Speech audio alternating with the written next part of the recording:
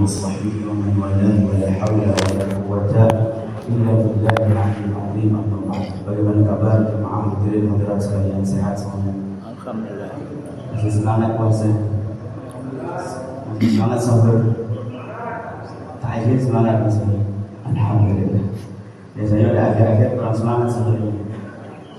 Pakai kurma ya biasanya. Malam pertama semuanya ada mulai ada.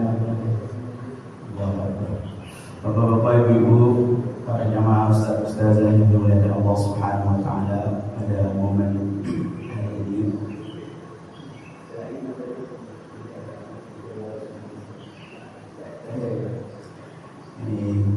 Ustaz Amin terakhir bertemu subuh atau kuliah subuh, maka pada momen ini saya ingin kita bersama-sama mereview perjalanan Ramadan kita yang sebenarnya perjalanan ini telah disebutkan Allah Ta'ala dalam Al-Quran secara sempurna dari awal sampai akhir Ramadan.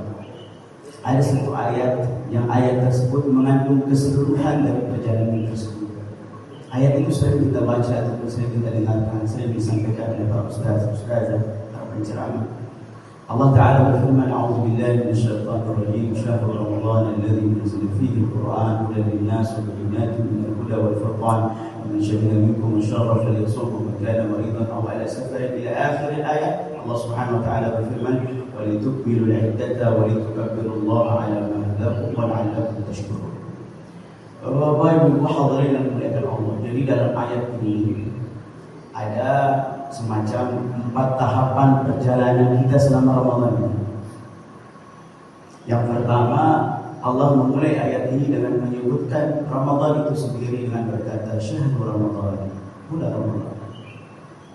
Setelah itu baru dijelaskan 4 perjalanan hamba dalam Ramadan ini.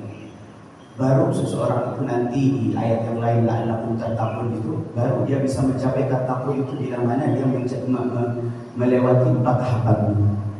Bila mana dia tidak melewati 4 tahapan ini dengan baik, maka dia tidak mungkin mencapai muttaqin atau takwa, itu tidak mungkin. Dan seseorang tidak akan mencapai tahapan kedua sebelum dia sempurna mencapai tahapan pertama. Dia tidak akan mencapai kesempurnaan tahapan ketiga sebelum dia sempurna mencapai tahapan yang kedua. Begitupun puncaknya, dia tidak akan mencapai tahapan yang keempat sebelum dia sempurna mencapai tahapan yang ketiga. Apa itu? Allah Ta'ala melanjutkan ayat ini dengan berkata unzila fihi al-Qur'an. Ketika Allah bicara tentang Ramadan, pertama-tama Allah bicara tentang Quran sebelumnya. Unzila fihi al-Qur'an. Ramadan itu adalah bulan diturunkannya Al-Quran. Apakah Al-Quran? Hadirin hadirat, dalam banyak ayat dalam Al-Quran itu bertebar-tebaran Allah menyebutkan Al-Quran dengan nama yang berbeda-beda. Tapi ada satu nama yang sering kali digunakan oleh Allah. Apa itu? Nur. Untuk menyebut nama Al-Quran, Allah menggunakan kata Nur. Sebagaimana dalam firman Allah Ta'ala, وَلَقَدْ جَعَلْنَاهُ نُورًا. Kami menjadikan Al-Quran itu cahaya. Jadi Al-Quran itu Bapak Ibu adalah cahaya. Cahaya. Bapak Ibu bayangkan. Kita bangun tadi sholat subuh ataupun bangun sahur, PLN mati, tidak ada hidup. Seluruh dunia tenaga listrik habis. Kemudian batu bara habis, korek tidak bisa menyala, lampu lentera tidak bisa menyala, seterusnya. Kita berharap-harap matahari segera muncul, tapi matahari juga tidak muncul sampai berhari-hari, gelap gulita. Kira-kira gimana keadaan kita ini? Senang apa ketakutan kita? Takut kita. Begitulah kalau dunia ini tidak ada cahaya. Cahaya dunia. Maka begitu pula dengan cahaya akhirat. Begitu pula dengan cahaya rohani, cahaya hati. Apakah dia? Tidak ada Al-Quran. Ketika Allah menyebutkan Al-Quran sebagai cahaya, tidak mungkin maksud Allah itu Al-Quran itu cahaya bagi jalan, cahaya bagi masjid ini, tidak. Atau cahaya bagi tubuh, tidak. Maksudnya adalah cahaya bagi hati. Cahaya bagi hati. Jadi mula-mula sejak awal Allah berfirman tentang Ramadan, Allah Ta'ala ingin mengatakan kepada kita, Ramadan ini bulan hati. Kenapa? Karena di dalamnya diturunkan cahaya hati. Ini Ramadan di bulan hati. Di mana kita bisa menemukan bahwa Al-Quran benar-benar adalah cahaya hati. Dalam Al-Quran, Allah Ta'ala sering mengaitkan Al-Quran dengan hati. Misalnya Allah Ta'ala berfirman, "Afala yatadabbaruna al-Quran am 'ala qulubin?" Qulub. Mengapa Al-Quran itu tidak membuat mereka jadi lebih baik? Apakah hati mereka terkunci? Seakan-akan Allah mengatakan Quran itu pasangannya hati. Di Al-Quran pasangannya adalah hati. Pasangannya adalah hati. Maka tanda orang itu ahli Al-Quran, hafizul Quran, hatinya itu bagus. Meskipun dia tidak hafal 30 juz, meskipun dia tidak pandai qiraat, meskipun dia tidak pandai tilawat yang bernagam, yang bernada, tetapi hatinya bagus. Dia adalah ahli Quran, dia adalah hafizul Quran. Karena Quran sejak awal diturunkan itu untuk cahaya hati. Akan tetapi hadirin yang dimuliakan Allah Ta'ala, tidak semua cahaya itu bisa disaksikan orang. Misalnya cahaya matahari atau cahaya lampu ini. Menurut bapak-bapak yang dulu, lampu kita itu bercahaya atau tidak? Cahaya terang atau tidak? Terang. Tapi orang buta bawa ke masjid ini, tanyakan pada dia, terang apa gelap? Dia katakan apa? Gelap. Orang buta ditanya, tambah lampunya 20, ada lampu lagi. Tanya dia, gimana sekarang wahai buta? Apa ini sudah terang apa gelap begini? Itu masih gelap, kamu jangan bohongi saya, kamu pendusta katanya. Gelap begini pada bilang terang katanya. Marah-marah dia. Begitu pula cahaya Al-Quran tidak semua bisa mendapatkannya. Cahaya Al-Quran atau rahasia Al-Quran yang dinuzulkan Allah dalam Lailatul Qadar kepada hati Nabi Muhammad SAW, sehingga teranglah hati beliau. Dengan hati yang terang itu menerangilah beliau alam semesta ini ataupun hati-hati umatnya ini. Itu tidak bisa didapatkan oleh semua hati, oleh semua orang. Dari zaman Nabi SAW sampai zaman sekarang. Bahkan di zaman Nabi SAW, ketika Nabi mengajarkan Al-Quran, membacakan Al-Quran, menyampaikan Al-Quran, tidak semua dapat hidayah dari Al-Quran. Tidak semua kemudian langsung jadi pemeluk Islam dengan dibacakan. Tidak semua. Padahal Al-Quran itu cahaya. Makanya Allah Ta'ala berfirman sebagaimana saya sebutkan tadi, "Apabila yang tidak baru Al-Quran." Mereka ini kok gak sadar ya. Padahal Nabi sudah sampaikan Quran loh, cahaya loh, udah kasih lampu loh. Ini loh lampu, ini jurang, ini jalan. Tapi mereka tetap jadi jurang. Padahal sudah ada lampu di depannya. Maka Allah Ta'ala berfirman, "Am 'ala qulubin aqfaluha." Jangan-jangan memang hatinya buta. Dikasih cahaya seterang apapun tidak akan bisa melihat. Hadirin dimuliakan Allah. Maka kita saksikan diri kita, orang sekeliling kita, ataupun masyarakat secara umum. Ada yang pandai membaca Quran, tapi tidak tercermin Al-Quran dalam hidupnya. Ada yang menghafal ayat-ayat Al-Quran 1 juz, 2 juz, bahkan 30 juz, bahkan dia menang lomba hafalan Quran, lomba tilawah Al-Quran, tapi tidak tercermin Al-Quran dalam sikapnya, dalam cara pandangnya, dalam cara dia menjalani keluarganya, menjalani tugasnya, tidak tercermin Al-Quran. Kenapa? Berarti Al-Quran harus tenggorokan, belum sampai ke hati. Belum sampai ke hati, belum sampai tenggorokan. Loh, pertanyaannya bapak-bapak ibu, kalau buta mata ini kan banyak sebabnya. Bisa karena kecelakaan, bisa karena debu, bisa karena radiasi, macam-macam. Bisa karena glukosa yang terlalu tinggi, macam-macam. Kalau buta hati, apa sebabnya bapak-bapak? Allah Ta'ala jelaskan dalam Al-Quran, "Kalla bal rana 'ala qulubihim ma kanu yaksibun." Yang membuat hati itu kita adalah banyaknya maksiat yang dilakukan. Bagaimana dalam hadis dibuatkan ayat ini, setiap kali seorang melakukan satu dosa, tumbuh satu bintik hitam di hati. Berdosa dia lagi, tumbuh satu bintik hitam, terus berdosa sampai menghitam hati. Itulah hati yang buta. Hati yang sudah tertutup dengan itu, mau dikasih cahaya apapun tidak mendapatkan petunjuk Al-Quran, tidak akan mendapatkan cahaya daripada Al-Quran. Maka oleh sebab itu hadirin yang dimuliakan Allah, jadi kalau sekarang kita memahami sebab daripada butanya hati adalah dosa, dan hati yang kemudian berbuta itu tidak bisa menangkap daripada rahasia cahaya Al-Quran tersebut, maka pertanyaannya, apa sih yang membuat seseorang itu terdorong melakukan dosa?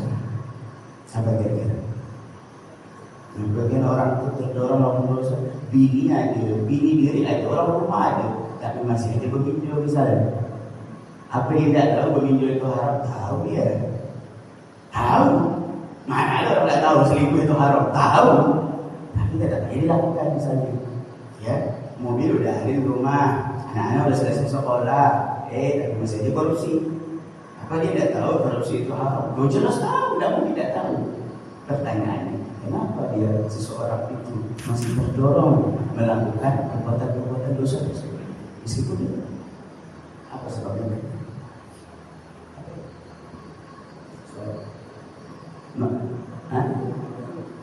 Masya Allah, kata beliau dorongan hawa nafsu.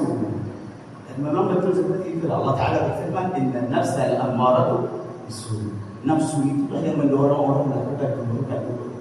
Maka kalau kita berkata, sebagian kita mungkin berseloroh antara ragu dan bingung. Dalam hadis disebutkan ketika Ramadan tiba setan dimulai, tapi orang-orang masih berbuat dosa. Orang-orang masih banyak bermaksiat. Ya, ada yang agak sedikit kurang ajar ya. Jangan-jangan setan terlolos nih katanya dari belenggu Allah nih. Apa namanya itu? Kabur setan dari belenggu Allah nih. Hebat dia punya passwordnya udah dibobol. Enggak begitu. Ya, ketika kita melakukan dosa atau ada orang melakukan dosa atau kita melakukan dosa di siang Ramadan ataupun di malam Ramadan, ya bukan berarti itu menghapus atau menyalahkan daripada hadis yang mengatakan setan di belenggu. Memang betul setan di belenggu. Tapi anak buahnya yang ketayangan di mana-mana. Apa nama anak buahnya itu? Nafsu. Nafsu ini kan dididik sama setan. Nafsu ini tiap hari dididik sama setan. Setan itu tadi kan kita tidak pendidik nafsu. Ya, setan itu guru syekh yang luar biasa. Nafsu ini dididik terus sama dia. Dah bosan bosan. Ayo nafsu, mungkinlah engkau siang hari. Ayo nafsu, jangan terawih. Ayo nafsu, jangan baca Quran. Ayo nafsu, jangan terus setan itu ganti. Dididik terus. Makanya meskipun dia dibelenggu nafsu gimana punya ajaran setan. Hadirin Allah. Kita rumuskan sebentar. Nafsu membuat orang berdosa. Dosa membuat hati hitam buta. Hati hitam buta membuat orang tak mendapatkan cahaya Quran. Orang tak dapat cahaya Quran, gagal dia punya Allah. Nafsu. Pertanyaan baru. Kalau begitu, bagaimana cara menghadapi nafsu? Memutus sumber energinya. Apa sumber energinya? Makanan, minuman. Makanan, minuman. Karena syaitan mendidik nafsu kita itu dari aliran darah kita. Darah itu dari mana? Aliran darah yang dibawa oleh darah itu apa? Yang dibawa oleh darah itu dua. Apa itu? Udara dan makanan. Ketika udara dan makanan ini menyatu, itulah yang menjadi darah, dan dari darah itu setan mendidik nafsu kita, menggelabui kita, menipu kita. Makanya dua ini senantiasa dia ada, maka senantiasa nafsu kita itu ada dan berpotensi tidak terkendalikan. Kalau kurang salah satunya, maka selesai ceritanya. Misalnya ada orang dikasih makan minum terus, tapi udah nggak ada udaranya, nggak ada oksigennya, alias mati sudah, tak bisa bernafas. Dikasih makan terus, kira-kira bisa maksiat dia setelah itu? Tidak bisa. Atau dia hidup dikasih udara terus, tapi nggak dikasih makan, bisa dia maksiat? Tidak bisa. Setidak-tidaknya melemah keinginannya untuk bermaksiat. Maka tahapan kedua setelah Allah menyebutkan tentang Al-Quran, Allah Ta'ala berfirman dalam ayat tadi, "Man syahida minkum syahra falyasum." Siapa ketemu bulan diturunkan Quran itu, maka puasalah. Kalau kita lihat sekilas Pak, nggak nyambung antara pertama dengan kedua. Kalau kita nggak teliti seperti tadi, coba lihat. Ramadan diturunkan Quran, siapa ketemu puasa, nggak nyambung. Ramadan mau puasa, Quran mau puasa, nggak nyambung. Harus begini. Ramadan bulan diturunkan Quran, siapa ketemu Ramadan, ayo baca Quran. Harusnya begitu, nyambung. Atau hafal Quran. Tapi Allah Ta'ala tidak mengatakan itu. Allah mengatakan siapa ketemu bulan diturunkan Quran, puasa. Kenapa? Karena puasa itu akan mengendalikan nafsu. Nafsu akan menghindarkan dari dosa. Dosa yang terhindar membuat hati kita jadi bening terbuka. Hati yang bening terbuka, dialah yang mendapatkan nuzul Quran, dialah yang mendapatkan Lailatul Qadar yang sebenarnya. Dialah yang mendapatkan Lailatul Qadar yang yang sebenarnya. Maka hal ini dimulai dari Allah Subhanahu wa Ta'ala. Inilah esensi daripada tahap kedua ini. Ketika puasa mampu membuat nafsu kita terkendali dari maksiat, berarti kita sudah berhasil puasa. Tapi bila mana puasa tidak membuat kita terkendali daripada maksiat ataupun nafsu yang berlebihan, ya, maka berarti puasa kita masih gagal, masih perlu perbaikan. Misalnya subuh sampai maghrib memang sudah makan, tapi habis maghrib satu porsi, habis tarawih satu porsi, habis tadarus satu porsi, sahur satu porsi, 5 porsi. Nanti lebih besar nafsunya Ramadan daripada di luar Ramadan. Makanya Bapak-Ibu seperti saya bilang tadi itu, ya, orang ditanda dia tidak mutlak, tetapi ini agak jadi tanda-tanda, Pak. Tanda puasa orang itu agak berhasil, itu makin nambah hari Ramadan, makin nambah hari Ramadan. Itu makin sedikit sahurnya, makin sedikit buka puasanya. Ya, makin sedikit sahurnya, makin sedikit apa ya? Buka puasa. Itu tanda di antara sampai sekian banyak tanda dia punya puasa itu berhasil. Artinya apa? Nafsunya itu mutmainnah, tenang, tidak berasa berusuh. Ya, seperti jam 1 siang semuanya terpikirkan cendol, ketoprak, batagor, nasi goreng, pecel lele, es, semuanya terpikir. Semua ini digapai. Ini berarti masih bergelora nafsunya, masih apa? Amarah namanya tadi itu, nafsul amarah, nafsu amarah. Puasa membawa kita kepada nafsu apa? Mutmainnah. Ya Tuhan, nafsu mutmainnah. Mutmainnah. Apa ciri mutmainnah itu? Dia itu merasa cukup dengan yang sendiri. Ya, ketika dia sahur sedikit atau buka sedikit, buka puasa sedikit, bukan berarti dia akan lemas dan lapar. Dia tetap semangat. Dan dia merasa cukup dengan itu. Dia tidak merasa kekurangan. Dia tidak perlu mengasihani dirinya. Ya Allah, dia cuma bisa mampu makan tahu tempe di buka puasa ini. Ya, kayak orang-orang makan pizza, makan burger, makan ayam. Dia tidak melakukan seperti itu. Memang nafsunya mengatakan cukup ini sudah cukup. Dan dia menikmati. Nah, ini saya sebut tanda. Tapi kalau makin hari nambah Ramadan, kok makin apa kata orang itu? Makin gerabah. Benar, gerabah. Iya, rakus. Gerabah itu rakus saja, benar. Semuanya sikat pihaknya. Ya, termasuk nanti bisa Bapak Ibu lihat di puasa 30 hari Ramadan berhasil atau enggak? Nanti saat halal bihalal, saat lebaran, pantai, Sprite, Coca-Cola, tewan, bakwan, soto, ada semua. Kalau semuanya dihajar, nah ini berarti masih amarah, berarti masih, ya, belum sukses, berarti masih amarah. Tapi kalau sudah mutmainnah, ada memang banyak hidangan. Kita ke rumah orang memang hidangan banyak, rumah keluarga, saudara, orang tua, peranakan, perabangan, adik kakak, banyak makan. Tapi kita nikmati secukupnya. Kita nikmati secukupnya. Kalau semua kita libas, kita ajar, nah ini masih amarah. Nah, masih amarah. Nah itu pengendalian. Nah di antara tandanya di mana? Orang itu kalau sudah mampu mengendalikan, kok sahurnya dikit, buka puasanya dikit, sudah cukup bagi dia. Nanti biasa tandanya dari sahur sampai buka puasanya ada beberapa tanda-tandanya. Apa tuh? Satu, jarang marah. Jarang apa? Marah. Biasa tandanya tuh. Orang kalau udah sahurnya dikit, puasanya takjilnya dikit, dan dia menikmati itu, bukan terpaksa ya, bukan karena nggak ada yang dimakan, ya. Saya sahurnya dikit, satu nggak ada makanan tuh. Nah ini bukan masalah nafsu, ini emang nggak ada ya. Ya, ada, tetapi dia nikmati secukupnya saja. Biasanya subuh sampai maghrib nanti sepanjang itu biasanya dia jarang marah. Jarang, mau kita lihat kemarin. Jarang. Ya. Yang kedua, apa tandanya? Itu tuh apa? Oh ya, apa? Roh. Oh ya. Suka sebentar, suka debat. Orang Indonesia menyebutnya ampau.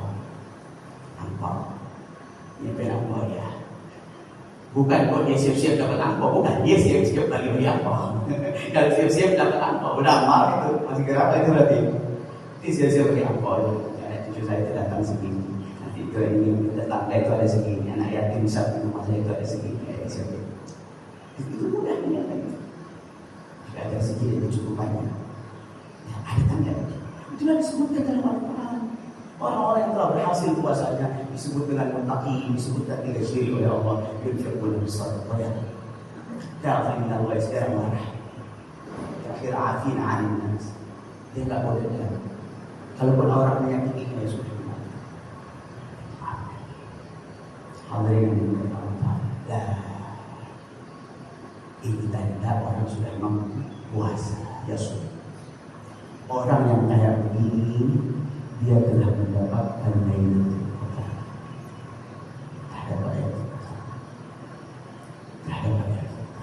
Meskipun dia beriktikaf hanya 5 menit sebelum azan subuh. Meskipun dia beriktikaf hanya dia iktikaf dari dia masuk sholat isya sampai selesai tarawih. Hanya saat itu dia iktikaf. Dia masuk sholat isya, dia katakan bahwa itu dia iktikaf di hadal masjid sampai selesai tarawih, selesai iktikafnya habis itu azan subuh dia ke masjid. Meskipun dia iktikafnya cuma beberapa jam, 1 jam, tapi dia punya ciri-ciri sifat-sifat itu muncul dalam hatinya, dalam hatinya. Dia telah dapat Lailatul Qadar. Dan itulah tanda Lailatul Qadar. Dunia ini, bumi ini, semesta ini, kan tiap tahun pasti dapat Lailatul Qadar. Bumi ini, dunia ini, tiap tahun pasti dapat Lailatul Qadar. Dan mereka punya tanda-tanda. Disebutkan dalam riwayat, disebutkan ada pertentangan, masalah dhaif, sahih, riwayat-riwayat tersebut. Tapi disebutkan secara umum apa tanda kalau semalam Lailatul Qadar, dunia ini menunjukkan apa kalau dunia ini semalam dapat Lailatul Qadar. Oh, matahari itu kalau dapat Lailatul Qadar semalam, tandanya pagi hari itu dia bersinar sempurna, tapi tidak terik, tidak panas menyengat. Berarti dia sudah dapat Lailatul Qadar. Apa maknanya? Amalannya berbeda.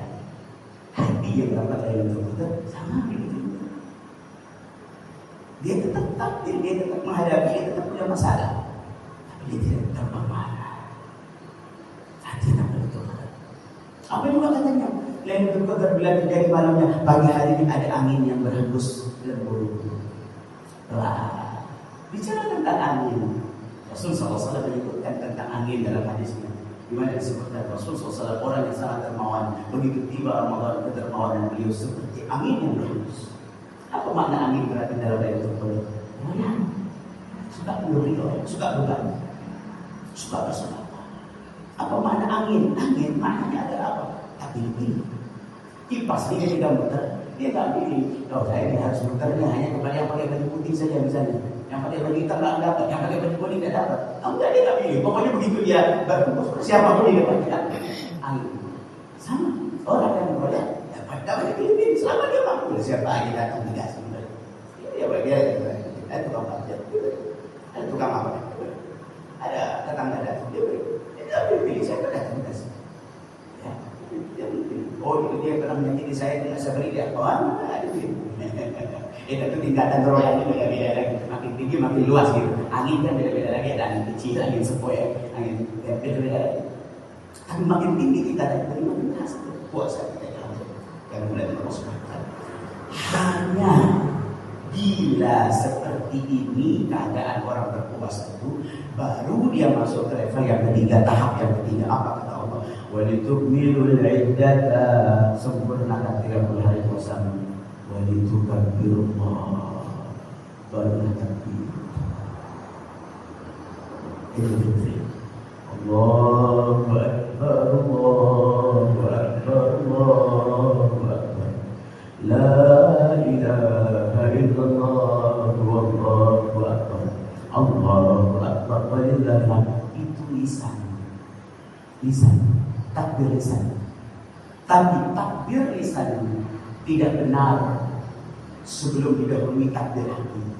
Apa takbir hati itu? Yang 3 tadi itu royal, tidak gampang marahnya dan itu takbir hati. Kenapa? Karena orang mustahil bisa melakukan 3 itu kalau dia tidak takbir sama Allah. Takbir sama Allah maksudnya apa? Membesarkan Allah. Dari mana dia bisa membesarkan Allah? Ketika dia dapat rahasia-rahasia Quran, cahaya-cahaya Quran tadi dan membersihkan dirinya dengan puasa tadi itu, maka dia akan semakin mengenal daripada Allah itu. Secara otomatis Allah yang akan mengenalkan dirinya kepadanya. Allah yang akan mengenalkan kemahabesarannya kepada orang tersebut. Allah yang akan mengenalkan kemuliaannya kepada orang tersebut. Sampai muncul dalam hatinya Allah yang segala aku tiada. Ketika dia lihat hartanya, dia tidak ingat usahanya, dia tidak ingat gajinya, dia tidak ingat tunjangannya, dia tidak ingat pekerjaan, dia tidak ingat ternyata, tidak dia ingat. Yang dia ingat apa? Allah sumber, Allah asal, Allah pemiliknya. Maka nanti muncul sebagai bawah. Setelah dia mentakdirkan Allah dari hati, Allah yang punya harta. Ketika dia dihina, lalu dia ingin marah, kalau hatinya sudah bertakdir, maka dia akan merasakan kemuliaan diri Allah, bukan milikku. Kalau aku dihina, apa masalahnya? Memang aku nggak mulia, tidak perlu marah. Dihina atau tidak dihina, aku memang hina, hamba Allah yang hina.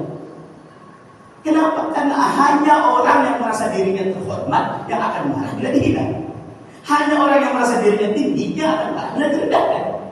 Hanya orang yang merasa mulia yang bila dihinakan akan bermarah.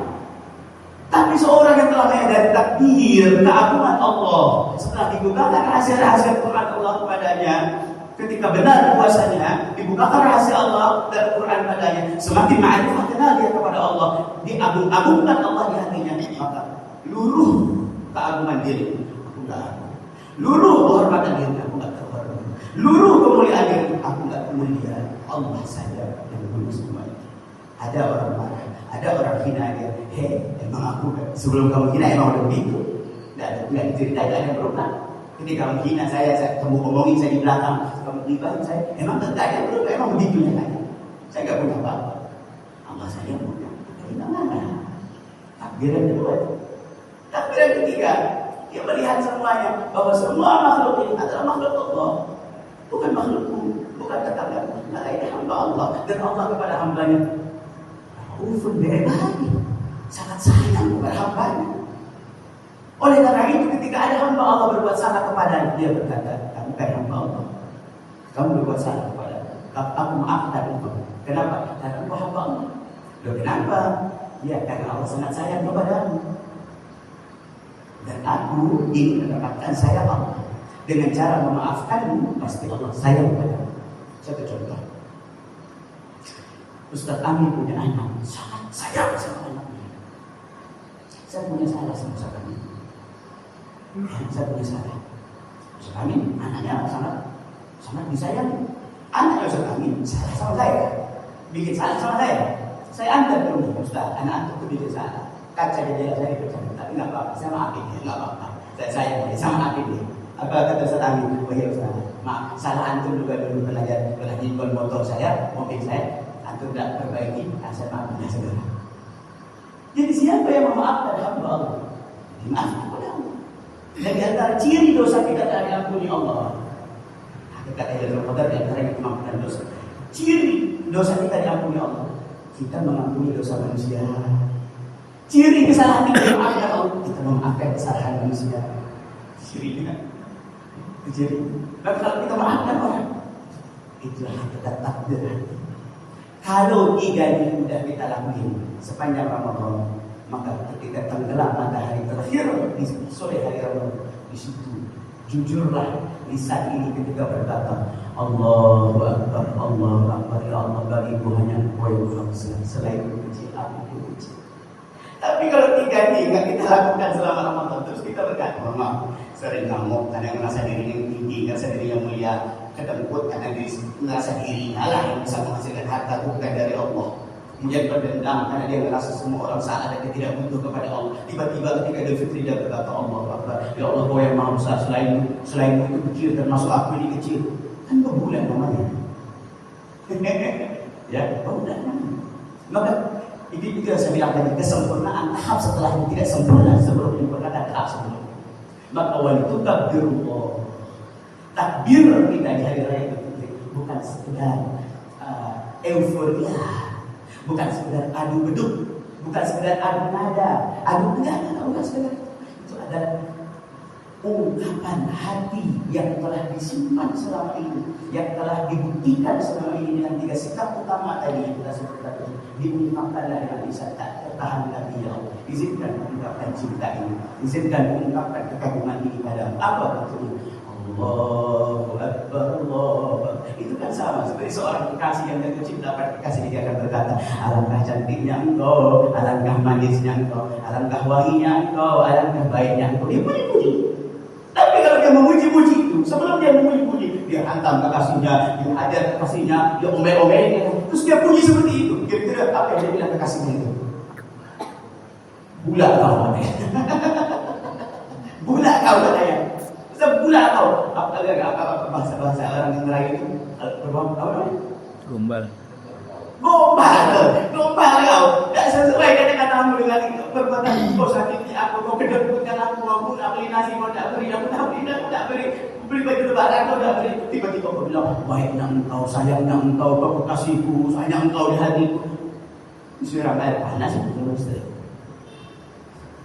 Tapi kalau sebelum dia mengatakan itu, dia beliin baju lebaran istrinya 10 gram emas dikasih dulu di THR 10 gram kali 3 juta. Biasa dia. Terus dia cuma berdaya begini dengan sepotong kata. Apa namanya? Dia bilang beruntung betul saya bilang. Poin itu sudah selesai. Hanya sepotong kata. Hanya sepotong kata. Tetapi apa? Keraguan itu diawali dengan pembuktian. Maka takdir, satu takdir lisan yang diawali dengan takdir hati itu lebih lengkap daripada 1000 takdir. Daripada maghrib sampai subuh takdiran tak tidur pakai loudspeaker lagi. Lomba beduk lagi. La haula wala quwwata illa billah. Salah itu enggak akan salah. Masing-masing dia masing-masing. Setiap orang punya pandangan di perspektif saya. Tapi kemarin ketika Ramadan nafsu tak terkendali. Terus bagaimana dong Ustaz? Saya kemarin memang Ramadan itu masih gedebut, masih menuruti nafsu dan seterusnya.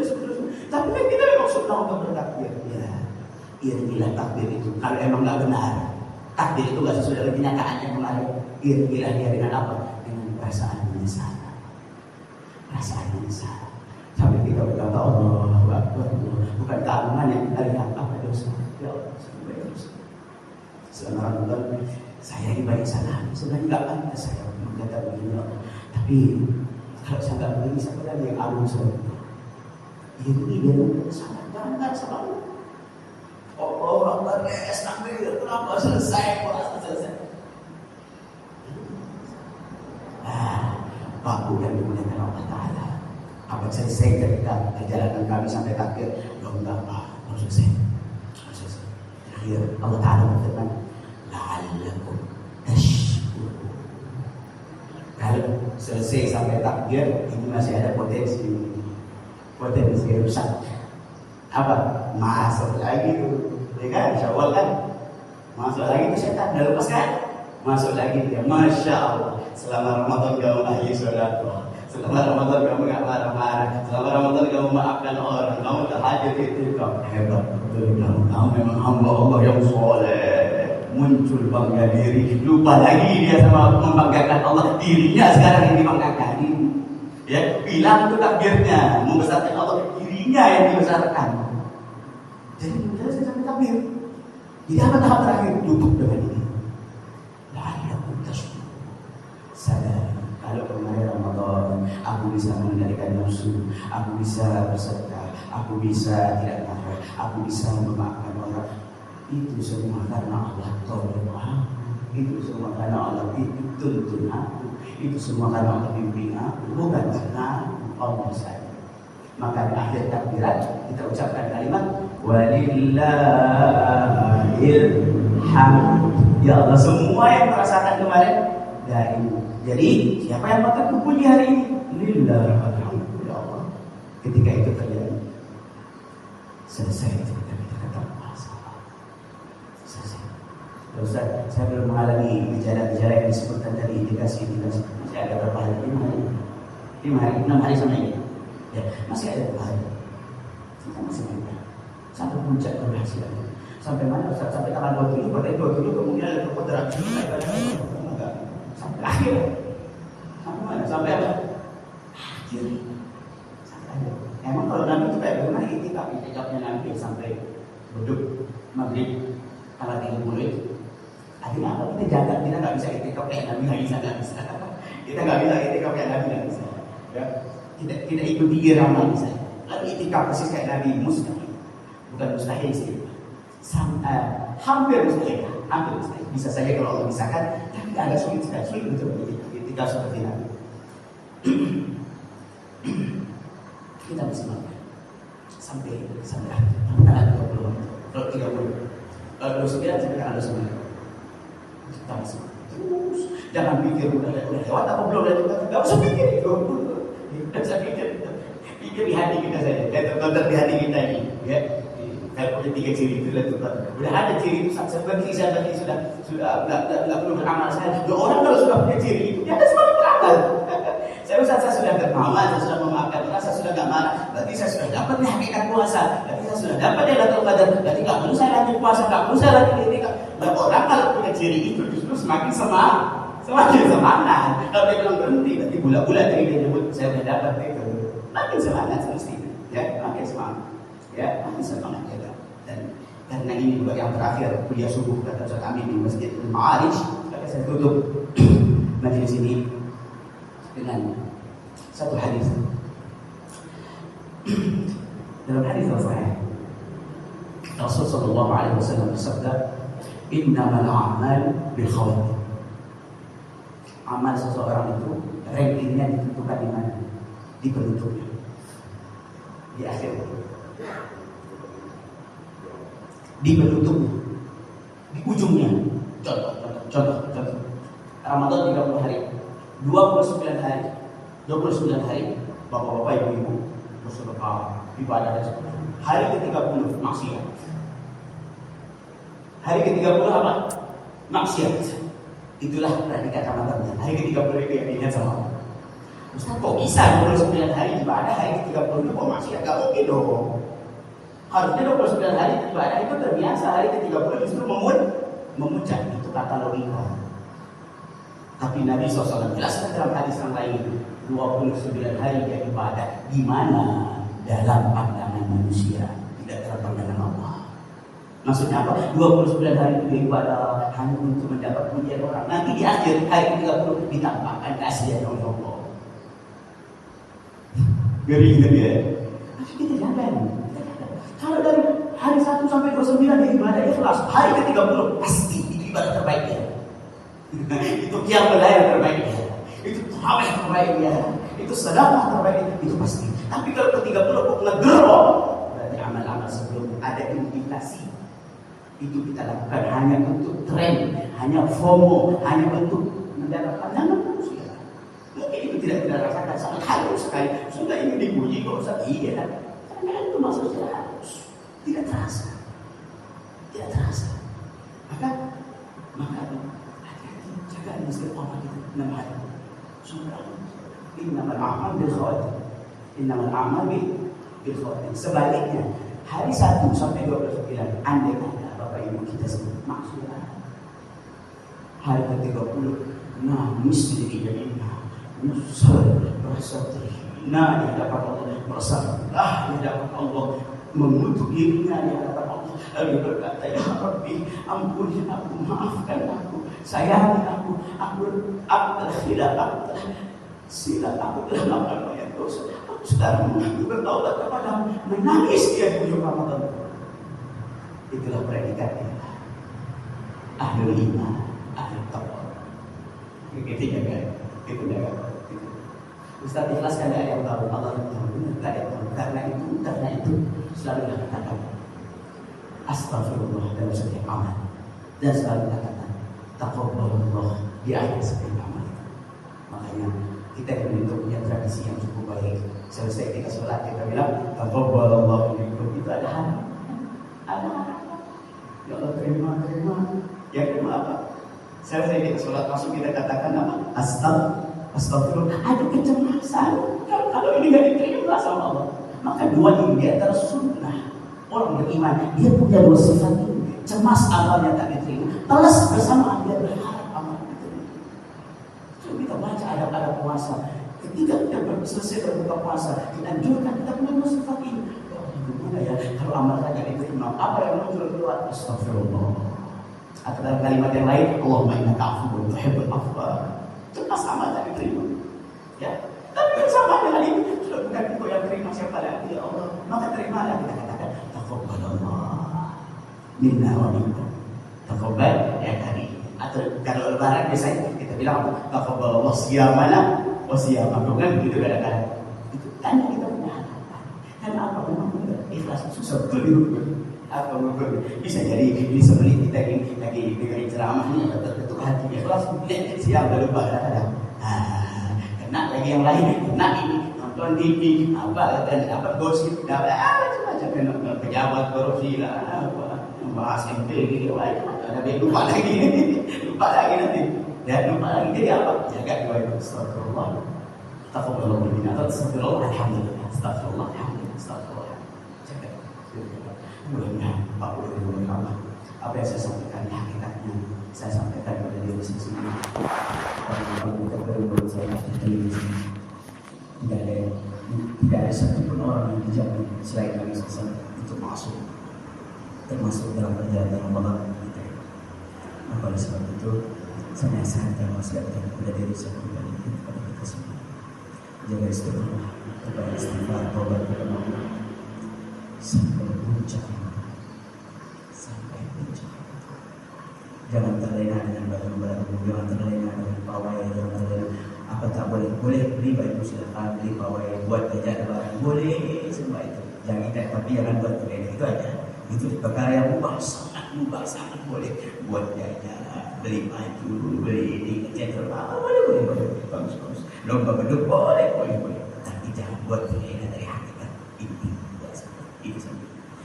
Dan saya mohon maaf, baik dalam perjumpaan saya pagi ini ataupun sepanjang kita kenal, terutama kita sering mengisi dalam ma'arij sejak beberapa tahun lalu dalam khutbah Jumat dalam keadaan subuh ataupun dalam keadaan hari besar ada kekhilafan silapan kesalahan dokter saya dan sikap kepada saya mohon dimaafkan dan diberikan maaf dari bapak ibu untuk saya bisa menurunkan hati ibu saya dan bisa kita semua bersama-sama mendapatkan hakikat puasa, hakikat Lailatul Qadar, hakikat Al-Quran, hakikat Barakallahu li wa lakum fil Qur'anil azim. Walhamdulillahirabbil alamin. Assalamualaikum